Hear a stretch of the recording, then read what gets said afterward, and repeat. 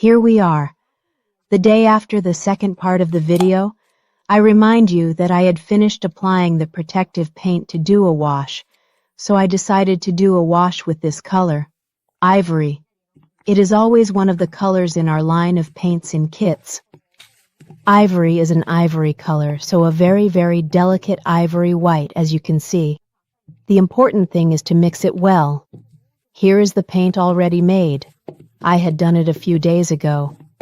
The important thing is to always mix it very, very well. As you can see, keep stirring because, in short, all the pigments need to mix together. Mix well, very well, and then the wash begins. So, after mixing well, the wash begins. First of all, I'll put it in. Now I'll show you. Look for a spoonful of paint in a small bowl. More or less, I never know, with a spoon. Also because I have some small paints that are on a saucer, so you don't need 2 kilos of paint. A spoonful is fine, and then I add the water. I'll put about 2 spoonfuls, 2.5 spoonfuls of water. Here, but you all know that. What is a wash? It's a technique that is done with paint diluted with water. I'm not the one who teaches you the techniques because you know it. Here, and I also wanted to tell you if you'd like, if you buy the paints in kits or if you want to make your own paints at home with the pigments with our products, we've opened a group on Facebook called DIY Paint Kits Poricino My Restyling. Maybe I'll write it to you here, and so if you'd like, you can join the group. And if you have problems with homemade paints, we'll help you. And you can also post the work you've done with our paints or with the paints you've made yourself, or even with all the products that are sold on the My Restyling site. Here, now I'm starting the wash. I took a pointed brush because I have to go well inside the freezes, and then I'll remove it with a wet rag. Now I'll show you because it's beautiful. You all know how to do a wash, but let's do a quick review. I'll press all the freezes well. You see, the trick is in pressing them well inside. Then I take my wet rag, my wet microfiber cloth, and I go over it. Now I took it from the least wet side, because you try before removing everything. Try where it is less wet, because you also have to see how you like it. Then I took it from the wettest side. I pulled away a little more. You see how well it comes off because I had applied the protector underneath. So it is important because on glass, if I had not applied the protector, I probably would have also removed the red paint because it is good at scratching, but on glass, if you then get water on it, it is a mess. So it is always better to protect before doing these jobs. You see it came off really well with this protector, the rice starch. Now I put it back because then it is always better to work in areas so as not to miss too much of the base color.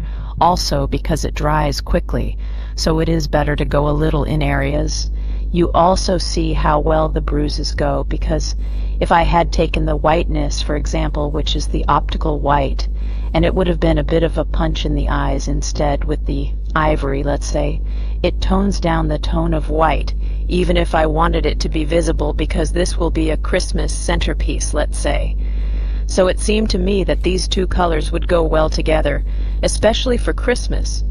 But if I used an optical white, it would have been too different, too accentuated, this wash. So it seems to me that with the ivory instead it goes quite well. However, it is simple to remove it if you put the protector under the color, and it practically survives. You see, practically, almost finished. You see how well it came out. It has a nice effect. Now the flowers are clearly visible. And so at least they can be seen considering all the effort I put into making them. Now I also turn the plate a little. I don't turn it well because then with the gloves I got a little dirty also underneath and on the sides. So I'm trying to clean a little so that it comes out a job well done, very clean. So I then decided to put this transfer in the middle of the plate, which is called Secret Letter 2, which you can also find on our website and in the transfer design section. It is done like this. It is practically made with 3 sheets, and it looks like a written letter. Indeed, it is a letter written with an ancient alphabet. I have it positioned well in the middle of the saucer, and then I cut apart because there had to be just a little piece of the letter written in the middle. I tried to measure the middle well too, so then I started with the transfer. You see that these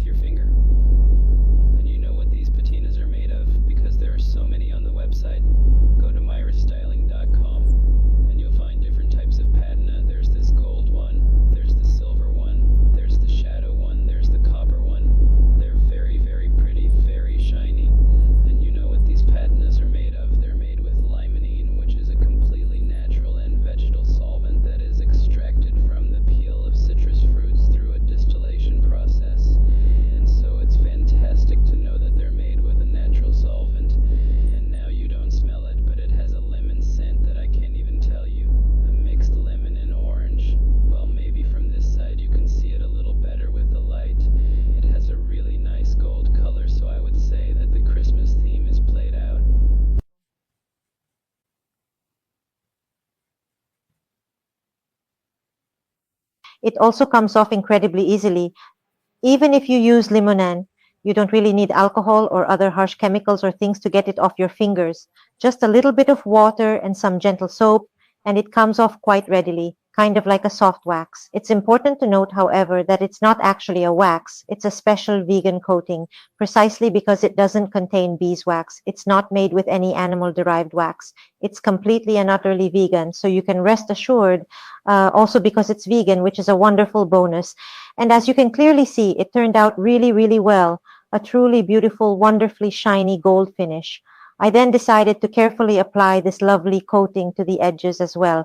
At this particular point, adding gold here and there really gives it a delightful Christmas feel. Since it's specifically meant to be a festive Christmas centerpiece, it fits the theme absolutely perfectly. Maybe you can see it even better here with the bright light illuminating it. See how incredibly well it spreads with just your finger? With a brush, I honestly wouldn't have been able to be as precise and detailed, so using fingers works absolutely great. If you want to check them out for yourselves, there's actually a whole dedicated section for these amazing coatings with all the fantastic coatings from Stamperia. And they're also very, very affordable. So I'd confidently say they're within everyone's easy reach. I applied it all around the rest of the edges meticulously. Maybe with the light here, you can see it even better, highlighting its brilliance. I put it all around the entire plate. I also had to be a little bit careful because with dirty hands, I risked getting the whole plate underneath quite dirty.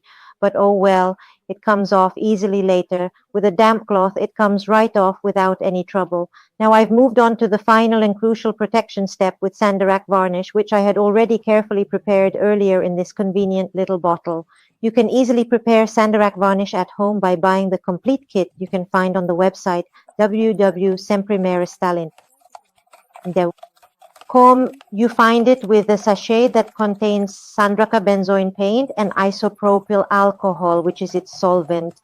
It is really prepared in a few minutes, then you leave it there for 24 hours. The next day you can use it because there is also benzoin. Benzoin is a resin that dissolves together with the Sandracca, and that is used to prevent the Sandracca paint from flaking, so it makes it more resistant. After mixing it well, I pour it into this container to avoid dirtying all the Sandracca in the bottle because you might get a little bit of color. And then I spread it with this flat brush that you can also find on the site. Please be careful not to make drops because a paint is very, very liquid. So if you're used to the usual synthetic protectors of chalk paint, it is not exactly the same because the synthetic protectors are quite a bit denser, more viscous. This one instead is completely liquid. You have to try to protect everything, even inside the freezes. Maybe you also make circular movements to protect everything well. You see that even the patina of printing, then it doesn't come off. It stays on well because then I let a day pass, obviously. So it dried. And we are talking about a natural vegetal resin strata from conifers. So this vegan one is also completely natural. There is nothing synthetic, and it is very, very resistant, maybe even more than synthetic protectors. It is really very strong. Yes, it is as far as water repellency is concerned, but maybe that is a little better than Kupal. But Sandracca also defends itself well, but also as far as impacts, it is very, very resistant. You have to get used to it a bit because it is not the classic protective varnish that you have always used before applying it then also on the back. I have to wait a little and it dries very quickly, but I have to wait a moment before turning the plate. So before applying it on the back, I always closed my brush in the plastic. Then after a few hours, I turned my plate and you also apply it on the back. Always remember when you open it and mix it well. I always have this little bottle with the double cap. It would be better to always put it here because with this double cap, so it does not evaporate being alcoholic. Remember to mix it well. Then I always take my brush that I had wrapped in plastic. Remember that brushes and tools, they must always be cleaned with alcohol. For goodness sake, do not clean them with water because afterwards they become all white because the resin with water becomes all white and all the hard ones you can no longer clean. Remember that they must be cleaned with alcohol, I recommend. So then I give it. You see how liquid it is. Maybe here you can definitely see it better. So be very careful not to make drops because the first few times it is perhaps a little difficult to get the hang of it and it also dries very quickly. So you should not go over it 50 times in our supuesto because then it leaves marks. even if the Sandracca Varnish by default leaves marks. But now when I have finished, I will give you the solution to remove these marks through a very liquid varnish.